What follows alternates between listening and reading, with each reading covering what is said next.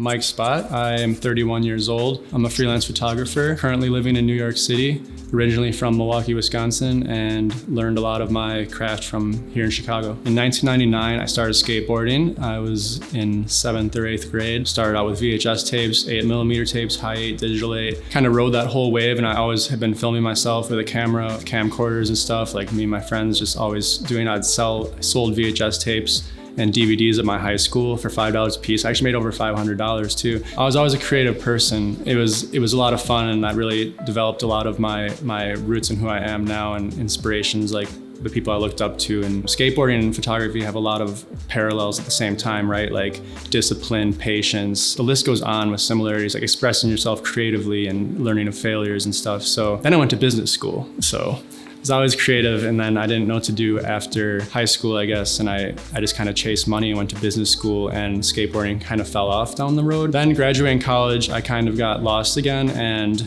I went back to skateboarding. I was like, I was just having a hard time finding a job, and I needed something to do, so I bought Canon 60D with the little flip out monitor, and went out with some old friends in Cream City Skate Park in Milwaukee, and just shooting skate videos and putting them on YouTube. So then with YouTube space, I found Instagram in 2013, and I had an Instagram page, which you guys can all go to. It's SPOTZZZZ, so 4 Z's. It's my last name, Spott. And you can see my old skate videos, and I was actually really good at skateboarding, but I could never be a pro skater because it's like the world is insane with skateboarding now. Like, could never keep up, and I have a conscience now. I don't throw myself downstairs and everything. One day I was at a skate park, and I was on Instagram, and I came across someone in Milwaukee who was doing photography, and it was like an abandoned building on the south side of Milwaukee, and I couldn't believe it. I was like, it looked really cool. I thought it was Detroit or something. And I already had the camera, so I just took that same camera, the 60D, and I started exploring Milwaukee, and then actually made a handle called Shoot Mill. It was like, I never thought anything bigger than Milwaukee. I was like, you can even see on that Spotts account, it says like, if I made an Instagram for photography, would anyone follow? And like, it's really funny if you look back, like it's really humble beginnings. Like I shot all HDR, the photos are absolute garbage. Like I'm talking bad HDR, I'm talking like rainbow colors, and like it looks bad. But I found the abandoned building, and I went exploring abandoned buildings, and like it's weird how like I sort of still like graffiti and grit and dirty. Like New York's really grimy, so that's what I like about it. I don't know if that's the abandoned buildings coming into play or whatnot, but I started exploring abandoned buildings, getting into like really urban photography, and then photography just took over skateboarding. All my skateboarding friends were like, yo, you never come skate anymore, and I was like, I'm sorry. Like it was a hard mix. But then with the Shoot Milwaukee thing, I expanded. I came to a Street Dreams meetup here in 2014 maybe. It was a big thing, and it was my first like Instagram meetup, and it was huge, and there's like 200 people here. I met a lot of people who became good friends here, and I started making those weekly trips here and exploring the city, and then kept just commuting back and forth, Milwaukee, Chicago. And then in 2015, I went to New York for the first time, and it was for another Street Dreams event, and I got so into shooting in the city. I went there for the Street Dreams photo walk and gallery and stuff, and I was so into the city that I just skipped everything. I didn't talk to anyone. I like went to the walk, and there was 200 people, and everything was so slow moving. I just left early, and I went and was shooting all night. I had blisters on my feet. I remember wearing like 2 or 3 pairs of socks because I had so many blisters on my feet from walking like 20 miles a day, and I was there for 5 days. That was my first like taste of the city. And then, yeah, the years went by. I'm traveling a little bit around the United States and just growing my audience and progressing, shooting, networking, getting a little bit of work here and there, but it never really was a thought. It was just kind of shoot and see what comes of it. But then this year has been a pivotal change in my life because it's from Milwaukee, and I've been coming to Chicago once a week for like 4 years, twice a week sometimes. And then I ended up living here for a few months, just testing it out. And I love it here, but I always wanted to live in New York. So this year I just saved up some money, and I packed 2 suitcases and got an Airbnb, and just took a leap into not only a new city, but into freelance photography too, because I've always been supporting myself with a part-time job and then part-time freelance. So this year's my first year taking freelance head on in a new city, and it's been nothing but love though. Like I just feel really at home, and I have a great network of friends there, and I made the most money with my business than ever, but I'm also spending more than I've ever spent to support myself. But it's been great. And not only have I grown as an artist, but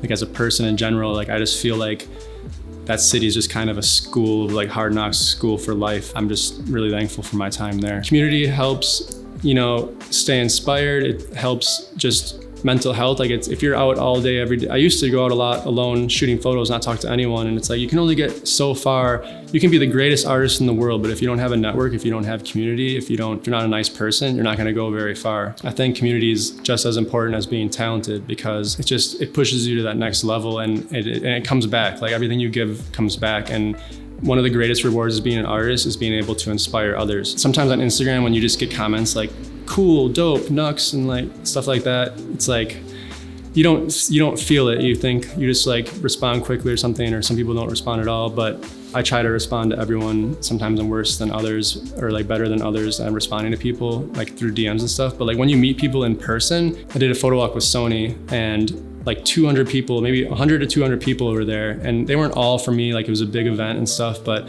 like meeting these people and seeing them in real life, and people being stoked and asking questions about how to do things, or asking how I got a certain shot, like that makes it real.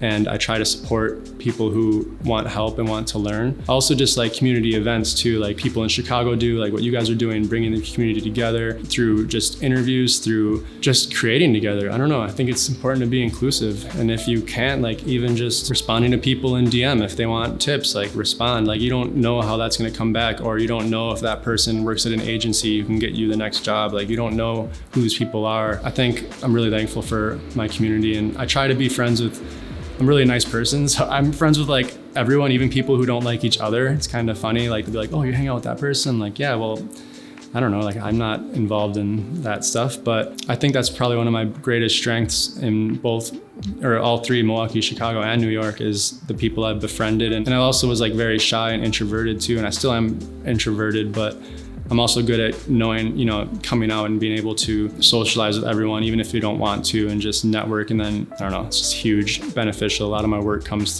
from friends or from word of mouth, and without being out there, it would never happen. I mean, like literally from the minute I started in like August 2014, like I don't think it's chilled out at all. I don't know, that was really the spark of everything. Like I remember that same year, like I was super in abandoned buildings, I can't explain it, but like I'd go to Gary, Indiana a lot. Even like Milwaukee has cleaned up a lot and it's grown a lot, so there's not as much there. But like I remember I was like an hour late for Thanksgiving at my grandma's house, because I was exploring an abandoned building, and it turned out like cops were patrolling it and guard dogs. So I had to like climb down this embankment and like take this long way along the lake to find my car again. And it was like this mess. So like I was really doing stuff that was not only like dangerous, but just going really out of my way. Like, it's like, oh, it's Thanksgiving, like I have off work, like I have like 2 hours to try this abandoned building before my grandma's dinner. You know what I mean? Like stuff like that. Like you don't do that unless you're really into it. So I think it shows too, because I don't know, I'm just still out there every day to this day. But I think it really helps switching up your surroundings, because I do go through creative funks and everything just like everybody else. And even in New York, I was feeling kind of like that. So I was kind of excited to come back here with a fresh perspective on everything and use skills that I've learned there here.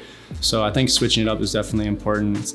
You can also like burn out relatively easily too by trying so hard to always create. But I don't know, it's the main way I self-express myself, and I don't think it's ever, like as soon as I picked up the camera, like it took over skateboarding, and I'm glad it did. I'm inspired by a lot of like older street photographers, like Vivian Meyer's probably a popular one, and a lot of the old 70s New York guys like Bruce Davidson, Joel Meyerowitz, Richard Sandler, William Klein, Elliot Erwitt. Like there's like this long list of people who they tell stories and they document a certain time period, and it's taken us 40 years, 50 years to appreciate a lot of that work more. A lot of it's grittier. Like I like gritty scenes. Like I don't know if it's my combination of urban, cityscape, abandoned buildings, people all into one genre, sort of. I don't know like what drew me to it, but I think just seeing some of that old work and telling more of a story. And now I'm kind of into creating photos that could mean something in 40 years when it's 2060, which is scary to think about. And hopefully these photos aren't just lost forever in the internet, somewhere on the internet, never to be seen again. But even looking at smartphones now, like everyone's glued to their phones, like in 40 years, it probably won't be that way. So even having people who think you shouldn't take pictures of people on phones because it's boring, like we don't know what those photos are gonna mean in 2060. You might be like, oh, look, this was 2020 when everyone just sat on their phones all day. I'm trying to, it's cool to have a photo of a skyline or a building or cool stuff like that. But I think street photography really documents a period of time. And I think that's important. So it's almost like a cross between documentary photography and obviously it's not always like that. Like I like people who are dressed like they're from the past too. It's just, I don't know, it's also a new challenge. Shooting cityscape stuff, because I've always been in an urban element, it takes a long time for the skyline to change. You can only work, like light changes, weather changes, but besides that, it's like static. But if you're out on the street every day, you're not gonna see the same people, light, all that combination. It's always different. You never know what you're gonna get. It's always a surprise. You can create your own stories. You could tell a story between a man and a woman talking, and like the story, like your picture you might interpret it differently. I might interpret it differently. Everyone looking at the photo might think a different story, and I think that's powerful rather than just seeing like the Sears Tower with a rainbow over it. I think the most important thing about photography is self-expression and learning about yourself through your images as well. So not only does it express myself, my mood by the way I edit and by the way I shoot, but you also learn what you're interested in. So I go out and I shoot and I take a photo of this lady, and kind of you zoom into that face, you zoom into the surroundings, you see everything that happened that you didn't notice, and you learn what you're interested in through those images. Because I'm more of a reactionary photographer. You see something, you take a photo, you don't think about it. And then when you go home and analyze that photo, then you can learn about what you were interested in. It's just capturing that moment in time, that fleeting moment. I mean, no one can recreate a street photograph. You can't reposition that person in that same frame, that same face, the same facial expression. Street photography it's very original, and I like the fact that it can't be duplicated. I think it's important to have a passion behind it. Like there's so many people out there who I don't know if they're in it if they want Instagram likes or if they want to make great photos. I don't know if they want to self-express themselves or just get 100,000 followers thinking that they're gonna, you can tell when someone's just chasing that stuff, because there's trendy stuff you can do all the time. I think you have to really find something you love, whether it's photography or dancing or shoes or whatever, and just run with it, and that's so cliche to say, but it's so important too, because photography is not a great career for money, right? It's a struggle, and some people have lucrative photography careers, but I feel like it's a small percentage, and there is enough work for us all to eat and stuff.